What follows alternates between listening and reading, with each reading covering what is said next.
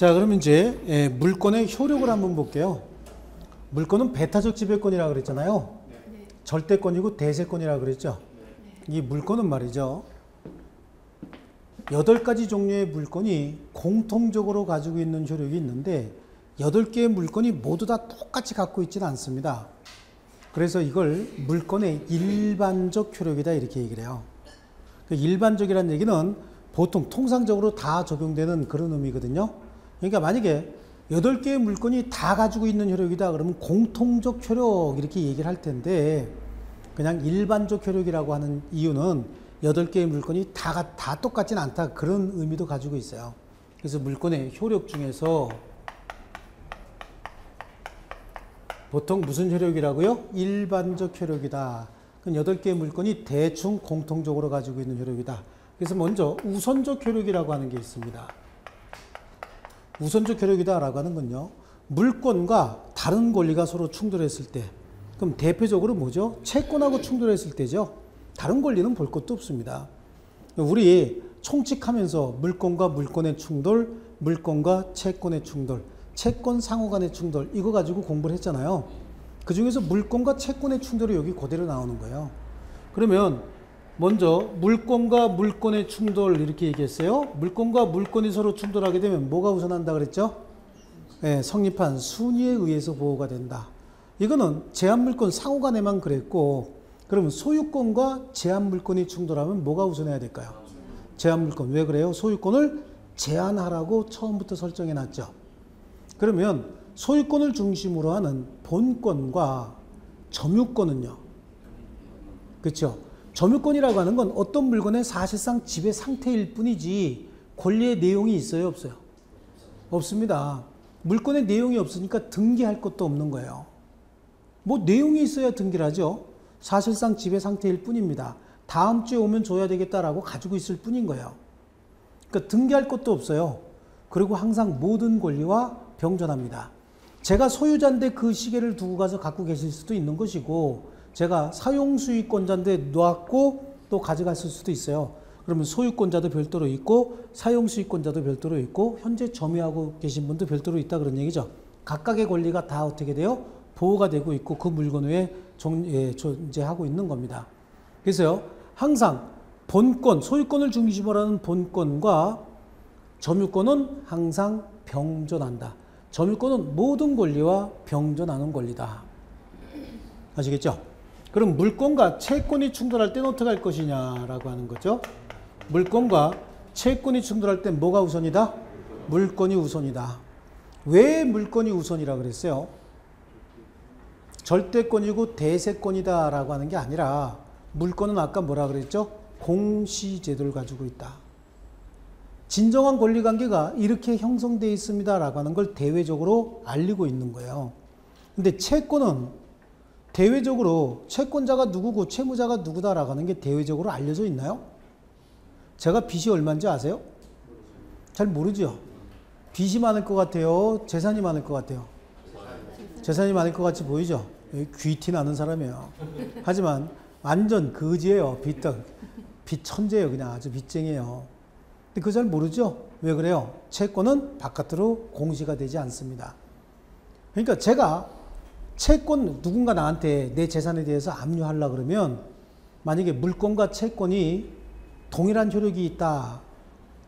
이렇게 한번 가정을 해볼게요. 물권과 채권이 성립한 순위에 의해서 보호가 된다. 그럼 제가 가지고 있는 부동산에다가 5억짜리 부동산에다가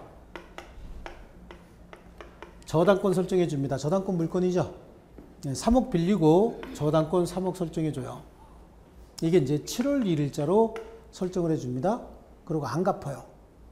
안 갚으면 저당권 실행 경매하려고 하겠죠. 경매에서 이 사람은 3억 원을 받아가고 싶어 할 거예요. 근데 만약에 물권과 채권이 그 효력이 대등해서 성립한 순위에 의해서 무조건 보호가 된다. 그럼 저는 친구한테 전화합니다. 친구 3명쯤 전화하죠. 네, 전화해서 얘네들한테 야, 너 나한테 받을 돈 3억 있다 그러고 너는 2억 있다 그러고 너도 2억 있다고 해. 그리고 너는 4월 1일로 빌렸고 너는 5월 1일로 빌렸고 너는 6월 1일로 빌린 걸로 하자. 그럼 친구들이 뭐라 그럴까요? 술 한잔 사냐? 그러겠죠? 아, 그럼 거나하게 사지. 그러면 어떻게 입증하지? 차용증 하나씩 써주면 되죠. 그러면 저는 은행에서 돈 빌리고 이거 죽어도 안 갚아도 되네요. 그죠? 경매 실행하려고 그러면 얘들 동원해서 그냥 먼저 배당 받아버리고, 그죠? 그래서 술 한잔 사주고, 그러면 요것도 다시 돈 받은 걸로 딴 집도 사겠죠? 은행 가갖고 또 담보제 피고, 또 돈 빌리고, 친구들하고 합작해서 또 이렇게 차용증 하나씩 써주고, 이런 일이 생기잖아요. 이 채권 관계는 당사자 사이에 은밀하게 성립하는 것이지, 대외적으로 공개적으로 공시되는 권리가 아니에요. 그러다 보니까 물건과 채권이 충돌하게 되면 공적 장부에 기재돼서 권리관계가 분명한 물건이 채권에 우선하는 거예요. 그래서 물건과 채권이 충돌하면 원칙이 뭐라 그랬죠? 물건이 우선한다. 물건이 우선하는 이유가 뭐라고요? 권리관계의 진정성이 확보되어 있기 때문에 그래요. 공시라고 하는 방법에 의해서요. 그러다 보니까 채권도 공시가 되는 채권들이 있죠. 채권도 가등기된 채권이라든지 등기된 임차권 이런 것들이 있잖아요. 아니면 우리 주택임대차나 상가건물 임대차 같으면은 대항 요건을 갖추는 이런 임차권들이 있죠. 이런 것들은 가등기됐다, 등기됐다, 아니면 동사무소 장부에 기재가 됐다는 얘기는 권리관계의 진정성이 공적으로 확인이 되고 있다 그런 얘기잖아요. 그럼 이거는 물건의 후순위로 무조건 밀릴 이유가 하나도 없는 거예요. 이때는 성립한 순위에 의해서 보호 여부가 결정이 돼요. 그래서 먼저 성립한 물건에는 대항할 수 없지만 나중에 성립한 물건에는 우선 변제권도 행사할 수 있습니다. 아시겠죠? 그래요. 그렇게 공적 장부에 기재가 돼서 대항 요건 등을 갖춘 경우에는 선순위 물건에는 대항할 수 없지만 후순위 물건보다는 우선 보호가 된다라고 하는데요. 그 채권 중에서는 좀 특이한 채권들도 있어요. 사람의 생존과 직결된 채권들이 있어요. 이게 없으면 죽는다라고 할 정도로 꼭 있어야 되는 정도의 채권들도 있습니다. 그래서 주택임대차보호법이나 상가건물임대차보호법은요, 지역마다 소액 임차인의 범위를 정해놔요. 서울 같으면 9,500만 원짜리 보증금을 가지고 있는 임차인은 소액 임차인인 거예요. 그럼 그런 사람 정도면 보증금이 9,500만 원 정도면 경매가 실행이 될 때 최소 3,200만 원 정도는 먼저 빼주래요. 이게 기준이 뭐냐면 4인 가족이 어디 가갖고 한 방에서 살 수 있을 정도, 4인 가족이 살 수 있을 정도의 방을 얻을 수 있을 정도는 빼줘야 된다 그런 얘기예요. 그럼 서울에 3,200만 원짜리 전세 얻을 수 있는 방이 있을까요? 거의 없죠. 그러니까 최소한 그 정도는 해주란 얘기입니다. 이게 사람의 생존과 직결된 채권들인 거예요. 요거는 최우선적으로 선순위 담보 물건이 있어도 최우선적으로 변제해줘라 그런 거고요. 여러분 근로와 관련돼서 최근 3월분에 해당하는 임금, 최근 3월분에 해당하는 임금이다라고 하는 건 근로자가 3개월 동안 월급 못 받았다 그런 얘기죠. 4개월째 못 받으면 근로자는 죽는 수밖에 없죠. 요건 생존과 직결된 채권이다라고 하는 거예요.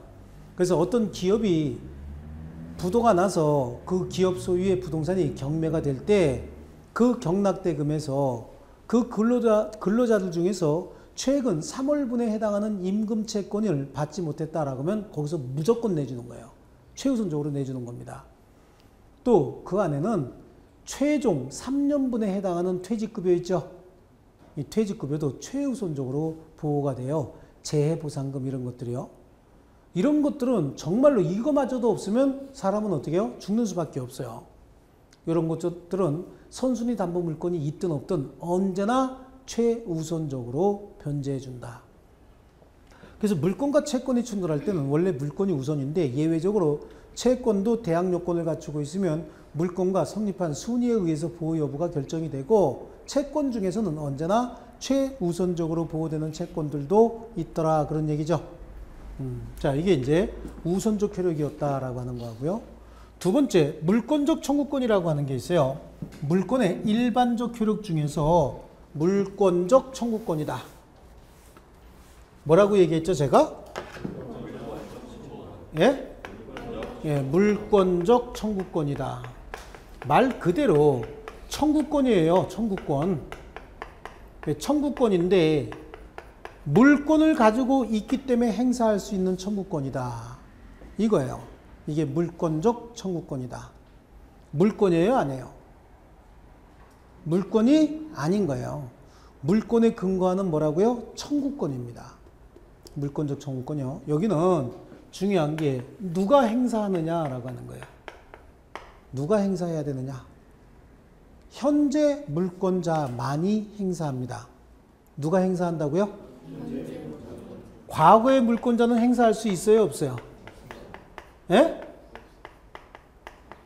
아니, 여기다 쓰고 물어보는데 누가 행사한다 그랬어요? 현재 물권자만이 행사한다. 그럼 과거의 물권자는 행사할 수 있다, 없다? 장래의 물권자는 행사할 수 있을까, 없을까요? 장래의 물권자도 행사할 수 없는 겁니다. 현재 물권자만이. 그러면 누구에게 행사하느냐? 누가 누구에게 행사할 수 있느냐? 글씨가 점점 엉망이 되네요. 누가 누구에게 행사할 수 있을까? 그랬더니요. 현재 물권자가 현재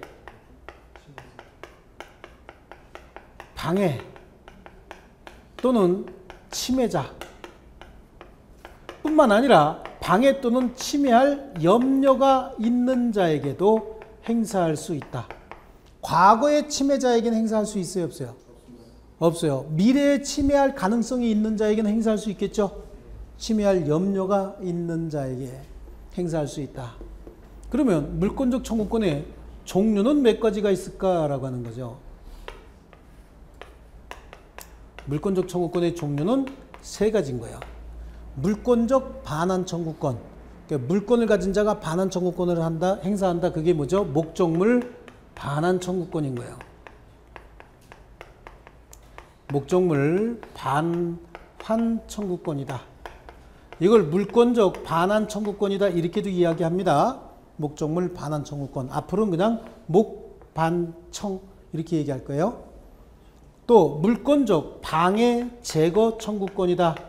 그래서 방해 제거 청구권. 그래서 앞으로는 방제청 이렇게 얘기할 거고요. 물권적 방해 예방 청구권이다. 그래서 방해 예방 청구권 이렇게 나눌 수 있어요. 방해 예방 청구권이다. 그래서 앞으로는 방예청 이렇게 얘기를 합니다. 이게 이제 물권적 청구권이에요. 목적물 반환, 방해 제거, 방해 예방 청구권이에요. 자, 그러면 법적 근거는 어디에 두고 있느냐라고 하는 거예요. 물권적 청구권은 소유권에 기한 물권적 청구권과 점유권에 기한 물권적 청구권을 두고 있어요. 그리고 나머지 제한 물권은 어디서부터 파생돼서 나왔다 그랬죠? 소유권에서 파생돼서 나왔다 그랬죠? 그럼 나머지 제한 물권에 기초한 물권적 청구권은 다 뭐를 준용하면 돼요?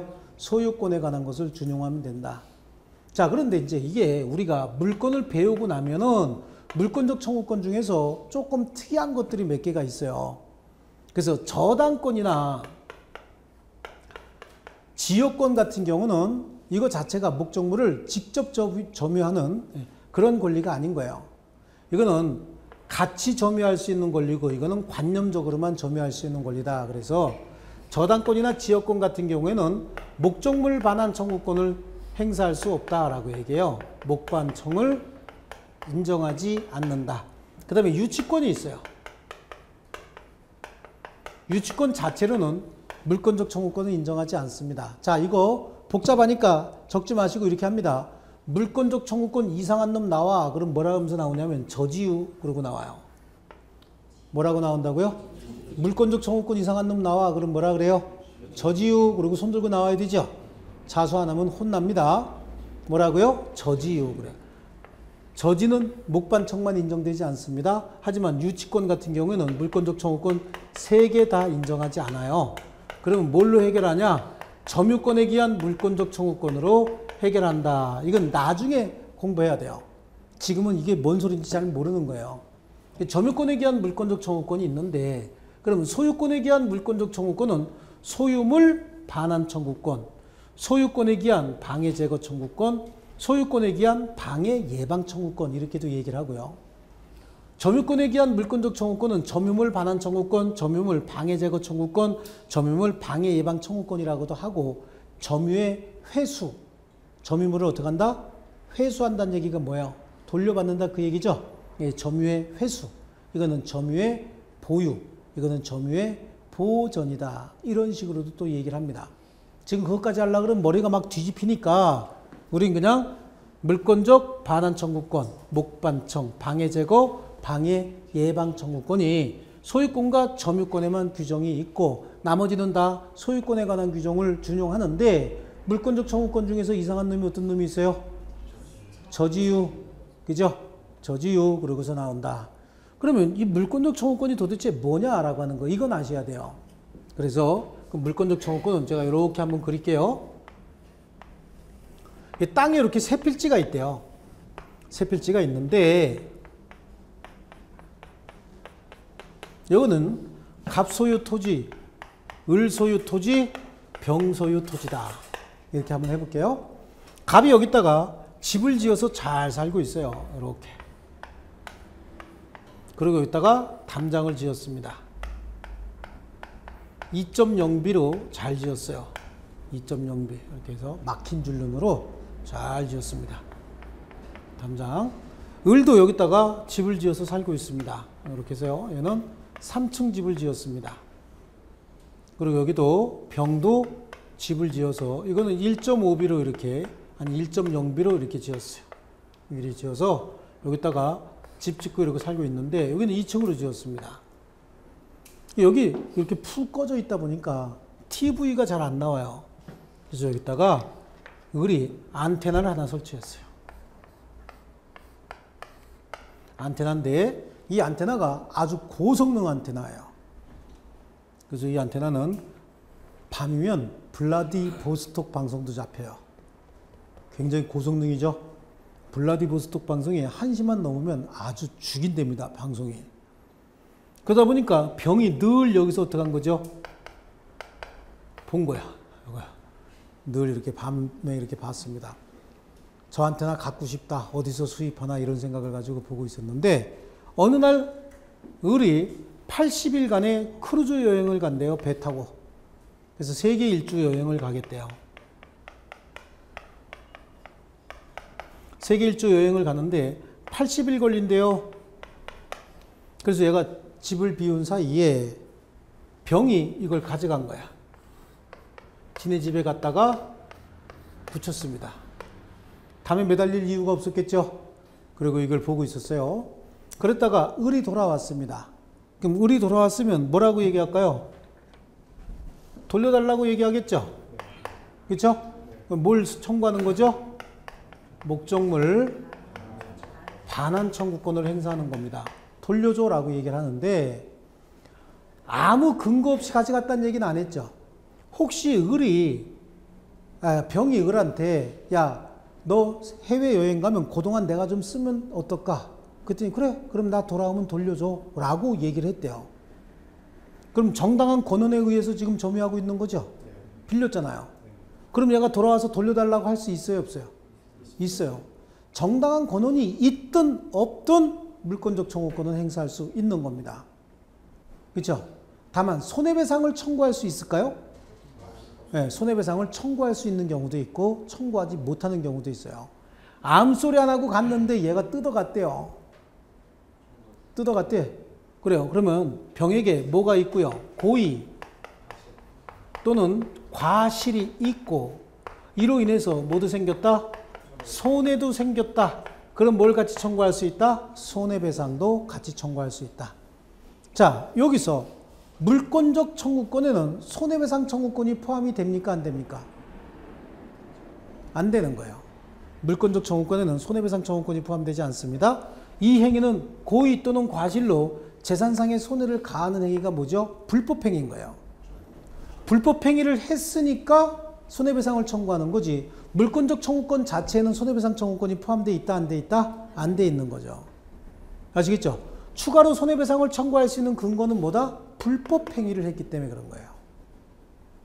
아시겠습니까? 이걸 뭐라 그래요? 목적물 반환 청구다. 이렇게 얘기를 합니다. 자, 이번에는 이게 무너졌대요. 붕괴가 됐대요. 붕괴가 돼갖고 여기 쌓여 있겠죠? 이렇게 쌓여 있답니다. 쌓여 있으면 을이 병한테 뭐라고 얘기할까요? 치워줘 라고 얘기하겠죠. 이거 좀 치워라. 네 담에 일부가 붕괴가 돼서 여기 쌓여 있어서 내가 사용 수익을 못하니까 사용 수익을 방해하는 물건 좀 제거해 달라 라고 얘기할 수 있는 겁니다. 이걸 뭐라고 얘기하죠? 방해 제거 청구다. 이렇게 직접적으로 사용 수익 못하는 경우에도 방해 제거 청구할 수 있어요. 네 물건이 여기 적치돼 있어서 내가 사용 수익 못하니까 네 물건 치우고 나에게 토지 반환해라 그런 얘기예요. 이 지금 병에 물건이 쌓여 있으니까 병이 점유하고 있는 거죠. 그러니까 지금 나한테 네 물건 치우고 토지 반환해라 이게 뭐야? 방해 제거예요. 이것뿐만 아니라 내 부동산 위에 무효 등기가 하나 격려돼 있대요. 예를 들어서 내가 은행의 빚을 다 갚았는데 은행에서 저당권을 말소 안 해줬어요. 그래서 제가 5억짜리 집을 팝니다. 저당권은 3억 들어가 있어요. 그럼 제가 사실래요? 5억입니다. 그럼 뭐라 그럴까요? 이 저당권 어떻게 된 거예요? 라고 물어보겠죠. 그럼 제가 이 저당권 그거 말소된 거예요. 다 갚았어요. 그러면 좋아요. 그러나요? 그럼 뭐라 그래요? 말소해갖고 와 그럴 거 아니겠어요? 결국은 내 부동산 위에 무효 등기가 있으면 제가 처분권 행사하는데 방해가 되죠. 그것도 무효 등기 말소 청구도 결국은 뭐죠? 그러니까 방해 제거 청구의 일종인 거예요. 사용 수익이 방해되면 방해 제거 청구할 수 있겠지만 처분이 방해되는 경우에도 방해 제거 청구할 수 있는데 그 처분이 방해될 때 제거 청구할 때는 결국은 뭘 한다 그랬어요? 무효 등기 말소 청구, 무말청. 무효 등기 말소 청구도 일종의 뭐다? 방해 제거 청구다. 그런데 이 방해 상태가 이자의 고의 과실에 의하는 경우에는 고의 또는 과실에 의해서 뭐까지 생겼다? 손해까지 생겼다. 그러면 손해배상 청구 같이 할 수 있는 거겠죠. 고의 과실은 없다는 거야. 얘가 여기서 맨날 매달려 갖고 무너졌대요. 그럼 고의 과실이 있는 거죠. 근데 맨날 매달려서 무너진 게 아니라 어쩌녁에 낙뢰가 3번 쳤는데 3번 다 여기 맞았대요. 그래서 무너졌대. 거기다가 손해배상 이러면 이거 던져버리겠죠. 안 치운다고. 그러니까 이럴 때는 고의과실이 없으면 손해배상 같이 청구할 수는 없는 것이고 고의과실이 있을 때만 손해배상을 같이 청구할 수 있는 거예요. 아시겠죠? 그 다음에 이번에는 이게 붕괴될 염려가 있대. 아직 붕괴된 거야? 안 된 거야? 붕괴는 안 됐어요. 그런데 붕괴될 뭐가 있다고? 염려만 있대요. 염려. 붕괴될 염려가 있으면 을이 갑한테 뭐라 그럴까? 이거 좀 고쳐라 그렇게 얘기하겠죠. 이 붕괴돼서 나 방해할 염려가 있으니까 좀 수리 좀 해 라고 얘기할 거 아니에요. 이게 뭐라고요? 방해 예방 청구다. 방해 예방 청구하는데 그러면 갑이 네? 그러고 가서 고칠까요? 그런 갑은 없습니다. 그죠? 뭐라고 얘기합니까? 이게 왜 무너지냐 이렇게 튼튼한 게 이게 무너지면 내 손에 장을 지진다. 한국 사람 그런 얘기 잘하잖아요. 손에 장 지지는 게 어떻게 되는 거예요? 어떻게 하는 거예요? 예? 지지는 거예요? 아시긴 아시네. 손톱 밑에다가 대나무로 찔러서 손톱 밑에다가 꼽아 놓고 대나무를 거기다가 기름을 발라서 불 붙이는 거예요. 그게 장을 지지는 거예요. 한국 사람이 형벌 참 잔인합니다. 그죠? 그래요. 그게 내 손에 장을 지진다가 손끝에다 대나무 찔러갖고 기름 발라가지고 불 붙이는 게 장 지지는 거예요. 그럼 진짜 장 지져 이거 무너지면? 장 못 지지죠? 그러니까 그래 방해 예방하기 싫으면 그럼 어떻게 해라? 혹시라도 붕괴가 돼서 손해가 생기면 그때 내가 그걸로 손해를 배상받을 수 있도록 손해배상에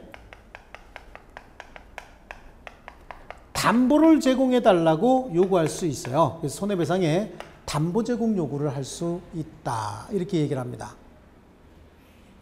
아시겠습니까? 그래서 방해 예방 청구 또는 손해배상에 담보 제공 요구를 할 수 있다. 이해하셨어요? 좋습니다. 요게 우리 물권적 정호권 3개다. 여기는 이것도 되게 잘 나와요. 또는이야, 또는. 이 또는이 방해 예방 청구 또는 손해배상의 담보 제공 요구할 수 있다라가 방해 예방 청구와 손해배상 담보 제공 요구를 할 수 있다. 그럼 틀린 거겠죠?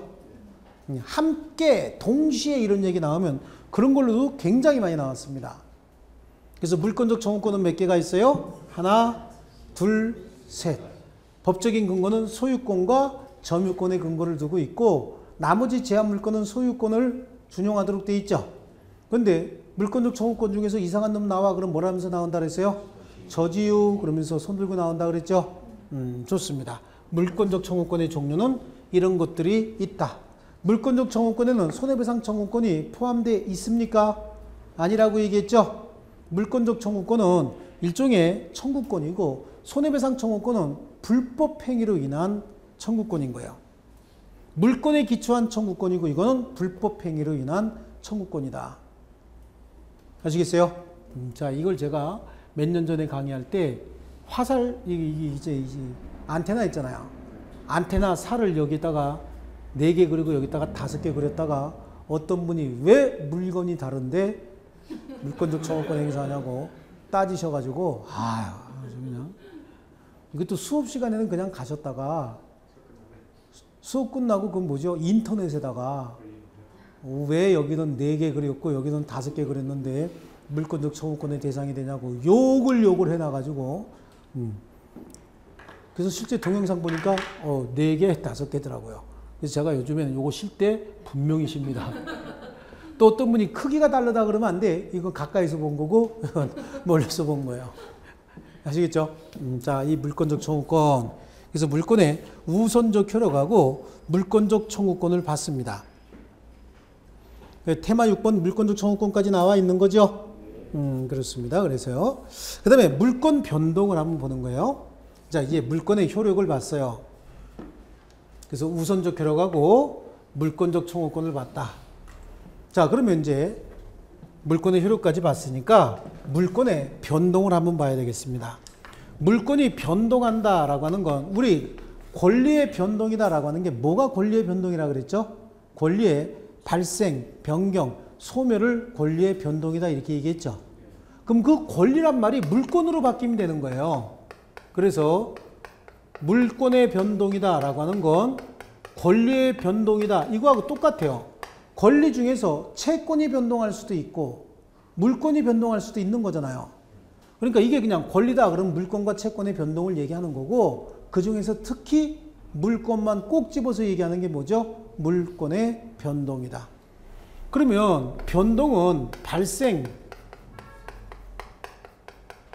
변동은 변경, 소멸을 얘기한다 그랬잖아요. 근데 이거 자체가 생물체가 아니라고 얘기했죠? 생물체가 아니니까 스스로 발생, 변경, 소멸하는 것이 아니라 뭔가가 원인을 제공해 줘야 된다라고 얘기했잖아요. 이때 이 원인이 되는 게 몇 가지가 있죠? 2가지가 있습니다. 원인이 되는 게 2가지예요. 하나는 법률 행위가 있고 하나는 법률 규정이 있잖아요. 법률 규정이 있죠. 법률 행위에 의할 때는 의사표시가 있어야 되고 법률 규정에 의할 때는 의사표시 없어도 기타 법률 사실이 있으면 된다. 이것까지 하면 또 총칙하고 너무 똑같아지잖아요. 그럼 여기는 총칙하고 다른 뭔가가 있어야 되겠죠. 법률 행위에 의할 때는 우리 부동산에 관한 것이면 186조에 따라서 등기를 해야 물권이 변동이 된다라고 되어 있고요.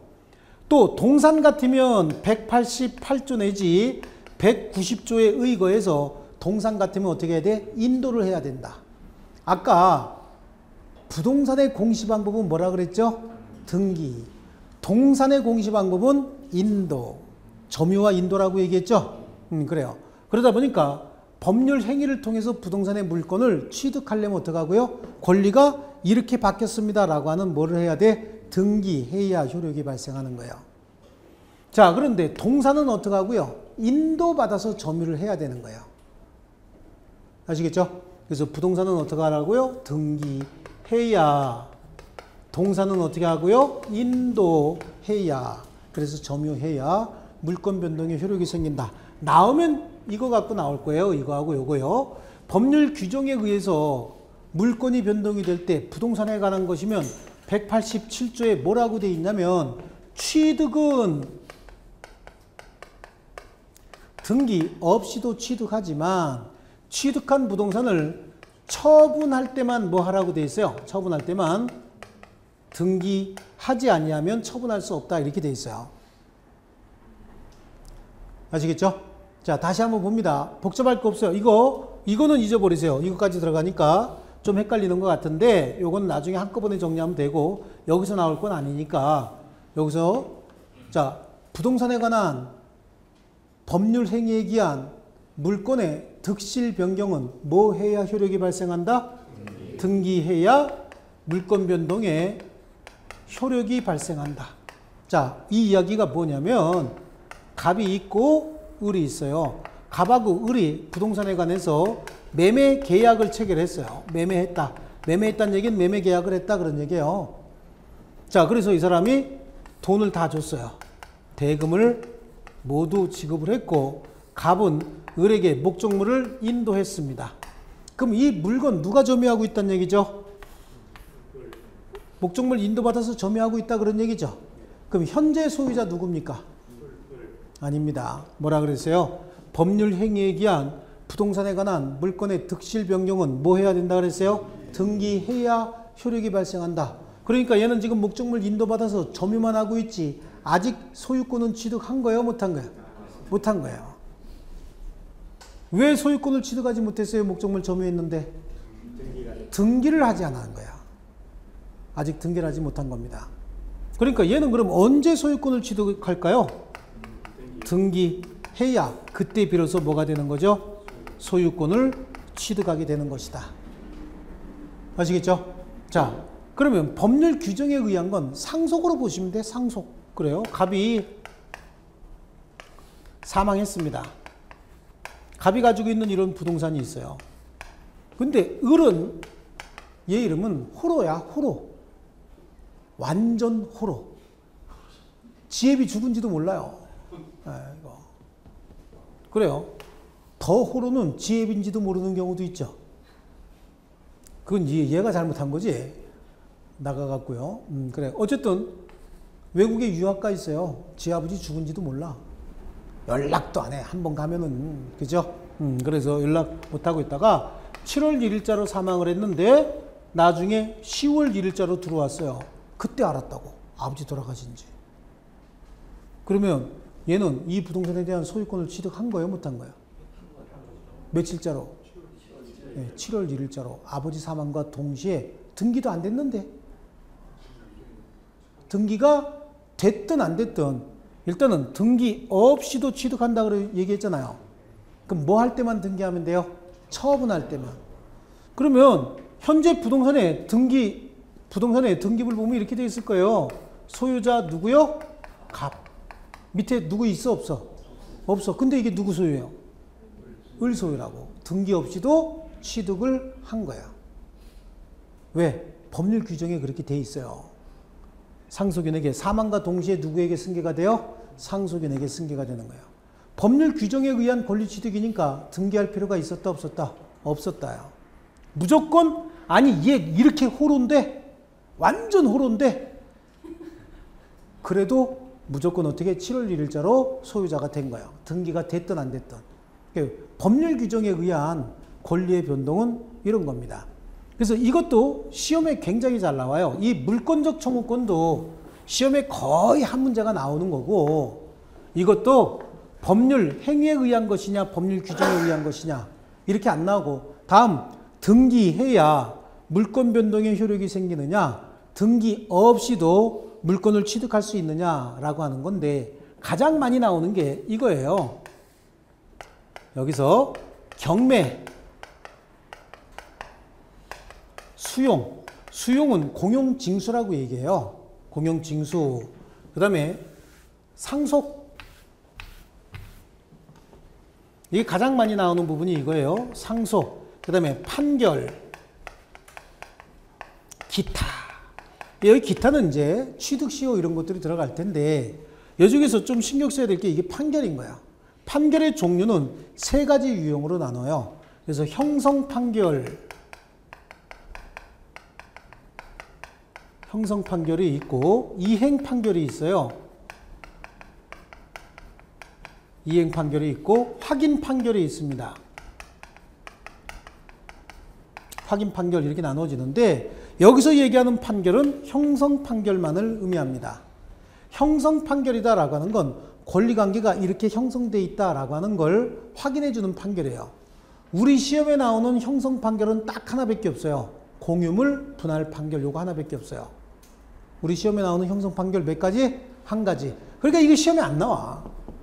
그러니까 시험에 나오면 뭐라고 얘기하냐면 여기서 판결은 무슨 판결만을 의미한다? 형성 판결만을 의미한다 라고 하는 것이지 구체적인 판결의 사례는 안 나와요. 딱 하나밖에 없기 때문에.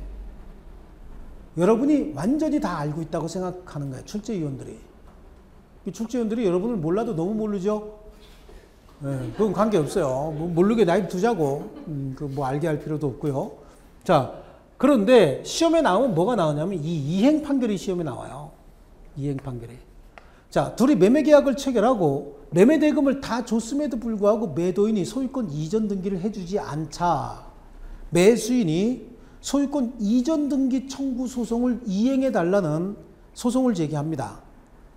소유권 이전 등기 절차를 이행해 달라는 소송을 제기해서 승소 판결이 확정이 됐대요. 그럼 그 판결은 이행 판결인 것이지 형성 판결이 아니죠. 그럼 그 판결문을 가지고 매도인의 도움 없이 판결문만 가지고 가서 혼자서 등기 신청해서 등기를 받을 수 있어요. 그런 것이지 이행 판결이 확정이 됐다고 해서 바로 권리를 취득하는 건 아닙니다. 아시겠죠? 시험엔 이게 많이 나오고 이게 법률 행위에 의한 것이냐, 즉 등기를 해야 되는 것이냐, 등기 없이도 취득하는 것이냐, 이거에 관해서는 거의 한 문제가 나옵니다. 아시겠죠? 이건 이번에 별표 3개짜리입니다. 별표 3개짜리로 이거는 여러분 시험에 무조건 나와야 되는 거예요. 그렇다는 얘기는 17회 시험에 제대로 안 나왔다 그런 얘기죠. 이 굉장히 중요한 부분입니다. 그래서 법률 행위에 의한 것이냐, 법률 규정에 의한 것이냐.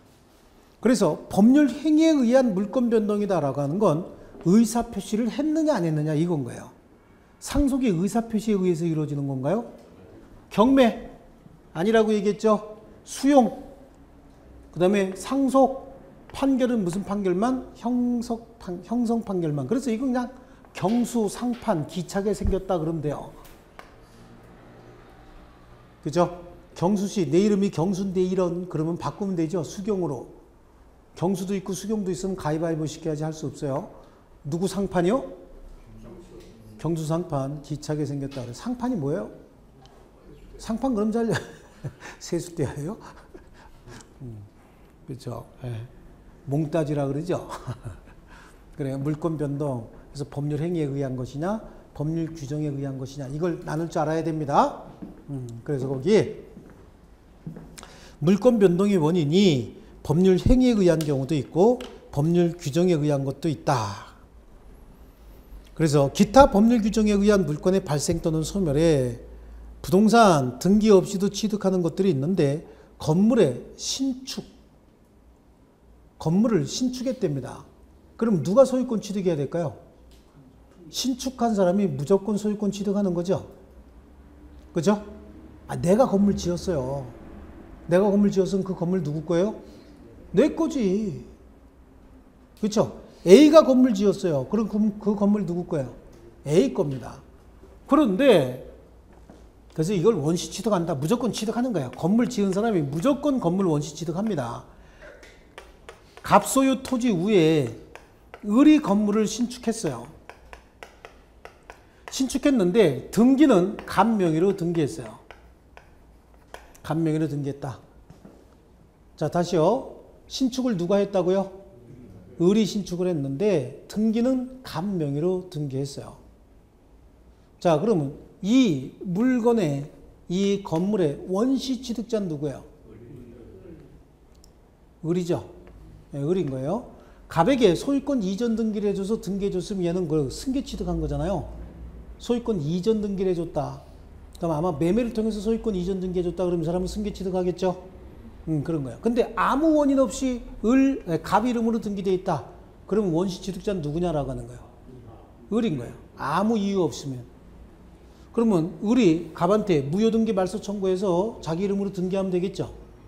아무 이유 없이 갑 이름으로 등기되어 있으면 누가 원시 취득자라고요? 을이 지었으니까. 만약에 갑에게 소유권 이전 등기해줬대요. 자기가 매매를 통해서. 그럼 갑한테 무효등기 말소 청구하면 갑이 뭘 입증하면 되죠? 매매 사실을 입증하면 갑이 이기죠. 근데 아무 이유 없이 갑 이름으로 등기되어 있다. 그럼 원시 취득자는 누군데? 을인데 특별한 이유 없이 지 이름으로 등기했으니까 이 등기는 그럼 뭐야? 무효등기잖아요. 아시겠죠? 그래요. 이렇게 갑 이름으로 등기됐다고 해서 현재 소유자 누구냐? 그럼 누구요? 원인에 따라 다른 거예요. 스스로 매매를 통해서 소유권 이전 등기해줬으면 갑이 소유자겠지만 아무 이유 없으면 어떻게 된다? 을이다. 그러면 여기서 하나 더 물어볼게요. 을이 자기 이름으로 등기하지 않고 매매를 통해서 갑 이름으로 소유권 보존 등기를 했대요. 원래 누구 이름으로 보존 등기해야 되는 거야? 을 이름으로 보존 등기해야 되죠.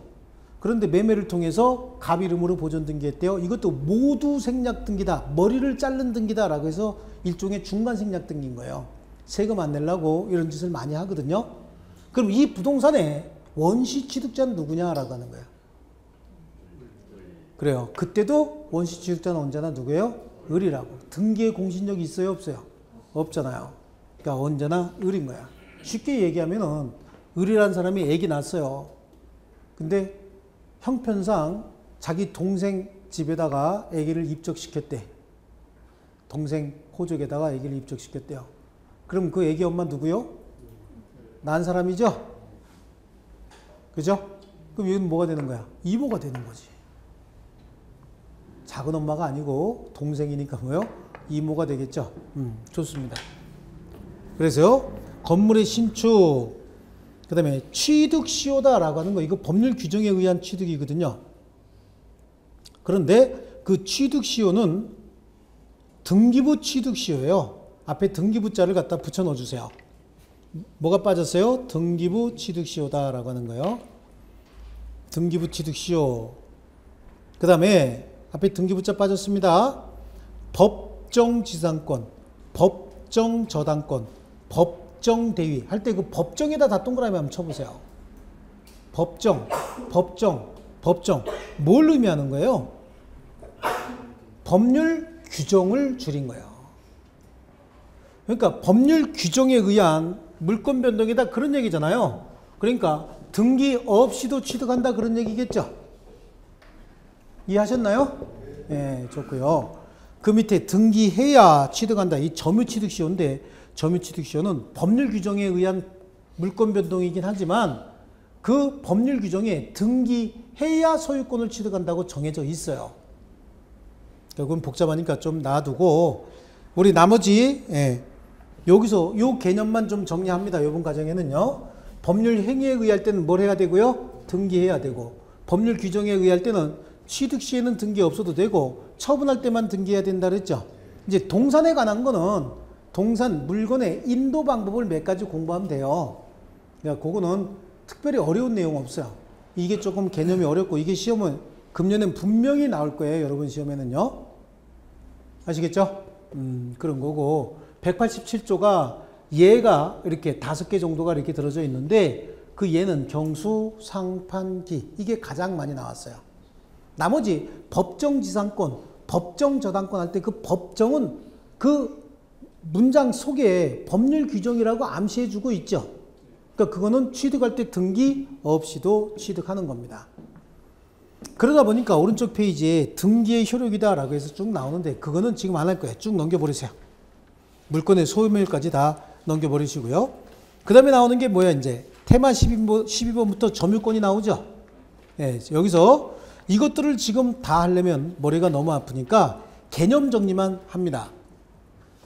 제가 점유권은 뭐라고 얘기했죠? 어떤 물건에 대한 사실상 지배 상태. 이걸 뭐라 그랬어요? 점유권이다. 그럼 물건에 대한 사실상 지배 상태 이거 자체를 물건으로 인정해 줬어요. 등기할 게 있어요? 없어요? 없다. 그러니까 점유권은 등기합니까? 안 합니까? 안 합니다. 그러면 이 물건을 점유하고 있는 사람이 소유자로서 소유권을 가지고 점유할 수도 있지만 아까처럼 소유권 없이 점유할 수도 있죠. 그렇죠? 사용수익권을 가지고 점유할 수도 있지만 사용수익권 없이도 아까 점유권이 인정이 된다고 얘기했죠. 네, 이런 것들이 점유권이다라고 하는 겁니다. 자, 그래서 이 점유권이다라고 하는 건 그런 개념이다. 그러면 자, 이거 한번 보세요. 넘겨보세요. 점유의 태양 한번 볼게요. 13번. 점유의 태양이다, 점유의 모습이다라고 하는 건 이거예요. 나하고 매매 계약을 체결했습니다. 그래서 이 물건을 점유하기 시작했대요. 그럼 왜 샀을까요? 소유할 의사가 있으니까 샀겠죠. 그런 점유를 뭐라 그래요? 자주점유다라고 얘기해요. 그럼 소유의 의사가 있는 자주점유다. 그럼 소유의 의사가 없는 점이 뭐라 그럴까요? 타주점유라고 얘기를 합니다. 그럼 자주점유와 타주점유를 구분할 때는 소유의 의사가 있느냐 없느냐. 그럼 소유의 의사가 있다 없다는 소유자의, 점유하고 있는 자의 개인적이고 주관적인 생각을 가지고 얘기하는 게 아니에요. 자, 이걸 누구한테 빌려줬다. 근데 빌린 사람이 보니까 어쭈 이거 갖고 싶은데 이런 생각을 했대요. 그래서 얘라 내가 점유해야 되겠다. 그럼 소유의 의사가 있는 점유가 아닌 거예요. 자기가 처음에 뭐 했다? 빌렸다. 그럼 임대차 했다 그런 얘기잖아요. 임대차 했으면 그 임대차라고 하는 거, 그 임대차 행위 자체가 뭐야? 나중에 기간이 지나면 돌려줘야 된다라고 하는 인식을 가지고 임대차 했을 거 아니에요. 그리고 점유를 시작했죠. 그럼 그 사람의 점유는 자주점유가 아니고 뭐죠? 타주점유인 거예요. 그러니까 자주점유인지 타주점유인지를 판단하는 기준은 점유하고 있는 사람의 개인적인 의사가 아니라 점유 취득의 원인이 됐던 사실이 뭐냐? 점유 취득의 원인이 됐던 사실이 매매였다. 그럼 그 매수인의 점유는 뭐죠? 자주점유죠. 점유 취득의 원인이 됐던 사실이 임대차였다. 그럼 그 점유자는 뭐예요? 타주점유인 거예요. 임차인이 갖고 있어 보니까 엄청 좋아. 갖고 싶은 마음이 막 굴뚝 같아. 그렇다고 해서 자주점유로 바뀌는 게 아니죠. 자, 그럼 이거 보세요. 도둑놈이 물건을 점유했대요. 도둑놈이. 그럼 도둑놈이 물건을 점유할 때 점유 취득의 원인이 뭡니까? 도둑질이죠. 그죠? 왜 훔쳤을까? 가지려고. 그러니까 도둑놈의 점유는 무슨 점이요? 자주점유인 거예요. 점유 취득의 원인이 뭐냐를 따져야 되는 거예요. 도둑놈의 점유는 자주점유. 왜 훔친다 그랬어요? 가지려고. 훔치다가 걸리면 예? 걸리면 어떻게 해요? 그건 도둑놈도 아닌 거야. 아니 무슨 훔치다가 걸리면 돌려주면 그게 장난이지 무슨 도둑질이요. 도둑놈은 훔치다가 걸리면 뜁니다. 튀는 거야. 튀다 잡히면요 오리발 내미는 거지. 죽어도. 절대 훔쳤다는 얘기 안 하죠. 돌려줄 생각이 있어요 없어요? 없는 겁니다 절대로. 그래서 도둑놈의 점유도 자주점유다. 자, 그 다음에 이게 자주점유와 타주점유는 소유의 의사가 있는지 없는지 그거에 따라서 달라지는데 매수인과 도인의 점유는 자주점유라 그랬죠. 그럼 지상권자, 전세권자, 질권자, 임차인, 수취인 이런 사람들은 처음부터 지상권을 설정한다는 얘기는 내가 쓰다가 돌려준다. 그 의사로 지상권 설정 계약을 체결하고 점유를 시작했잖아요. 그러니까 이 사람은 처음부터 뭐예요? 타주점유인 거야. 그러니까 점유하고 있는 사람의 개인적인 의사가 아니라 점유 취득의 원인이 됐던 사실이 뭐냐? 그 사실의 객관적 권한에 따라서 달라져요. 아시겠죠? 임차인이 목적물 왜 임차했어요? 가지려고 임차합니까? 사용하다 돌려주려고 임차하는 거죠. 그러니까 그 사람의 점유는 무슨 점이요? 타주점유다. 아시겠죠? 타주인 거예요. 타주. 사용하다가 돌려준다. 매수인은 왜 물건을 매수해서 점유하기 시작했을까요? 내 거다. 안 돌려줄 생각인 거예요. 그러니까 무슨 점유죠? 자주점유다. 그 다음에 선의의 점유와 악의의 점유가 있는데 선이다 악이다라고 하는 건 일단은 자기가 이 물건이 본권에 없어요. 내가 이 물건을 소유할 권리가 없어요. 또는 내가 이 물건을 사용 수익할 권리가 없어요. 근데 있다고 착각을 하면서 하는 점을 뭐라 그래요? 선의의 점이다. 있다고 믿고 있는 거예요. 자, 예를 들어서 본권이 없음에도 불구하고 본권이 있다고 믿는 것이 뭐냐? 갑하고 을이 갑소유 부동산에 관해서 임대차 계약을 체결했어요. 그래서 임차인으로서 점유를 해야 돼요. 임차인으로서 점유를 한다. 그러면 A하고 B 둘 중에 하나를 임대차 한 거예요. 임대차 했는데 가면서 곧장 가다가 갑한테 전화를 했습니다. 갑한테 전화했는데 야 오른쪽 거야 왼쪽 거야 그랬더니 갑이 가고 있냐? 그래 가다가 오른쪽 그랬대요. 그럼 이거 점유해야 되죠. 임대차 이거 한 거잖아. 근데 에이 이게 더 좋아 보이는데 그리고 이걸 점유했으니 이거는 악의의 점유인 거야. 사용수익권이 없다는 걸 알면서 이거 점유했죠.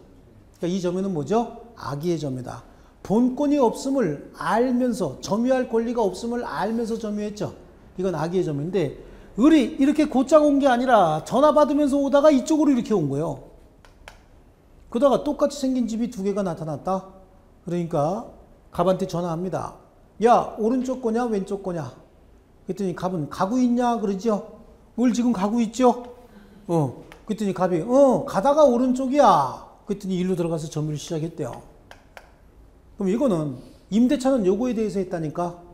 그럼 여기는 점유할 권리가 있어요 없어요? 없어요. 하지만 점유할 권리가 있다고 믿고서 점유하고 있죠. 이 점유는 무슨 점이에요? 선의의 점유다. 선이라고 하는 게 착하다는 거야. 뭣도 모른다는 얘기야. 뭣도 모른다요. 그러니까 지가 이걸 임대차에 했기 때문에 여기는 사용수익권이 없다는 걸 모르면서 점유하는 걸 뭐라 그래요? 선이다. 오면서 어이 이게 더 좋아 보이는데 그래서 모른 척하고 점유하자. 이건 뭐고? 악의의 점유다. 아시겠죠? 자, 그 다음에 과실이 있는 점유와 무과실의 점유다라고 얘기하는데 이렇게 선의자가 항상 과실이 있느냐 과실이 없느냐를 따질 때는 선의를 전제로 해요. 과실은 뭐냐면 조금 주의했으면 알 수 있었다. 그럼 이게 과실인 거야. 그러니까 주의 의무를 다 했느냐 안 했느냐. 조금만 주의했으면 알 수 있었다. 그런데 몰랐다. 그럼 이게 뭐죠? 과실이 있는 거고요. 주의를 기울여도 알 수 없었다. 그럼 그게 뭐예요? 무과실이다. 악의는 알았다죠. 알았는데 주의했으면 알 수 있었다. 이건 한국말 아니죠. 알았는데 주의를 다해도 몰랐다. 이것도 한국말 아니죠. 그러니까 항상 과실이 있느냐 없느냐는 선의를 전제로 해요. 그러니까 선의의 점유자가 조금만 신경 써서 살폈으면 알 수 있었다. 그러면 선이면서 과실이 있는 점유고 점유자가 신경을 썼어도 도저히 알 수 없었다. 그러면 선이 무과실의 점유다. 아시겠죠? 과실이 있는 점유와 과실 없는 점유 이렇게 했어요. 그 다음에 점유권의 효력이다 라고 하는데 점유권의 효력은 이거는 지금 섣불리 알기보다는 그냥 넘어가겠습니다. 그 밑에 점유보호 청구권의 목적물 반환 청구, 방해 제거, 방해 예방 청구권 이건 아까 점유권에 기한 물권적 청구권도 있다 해서 잠깐 배웠죠? 네, 그런 정도 보시고 쉬었다가 소유권의 성질 이거 하겠습니다.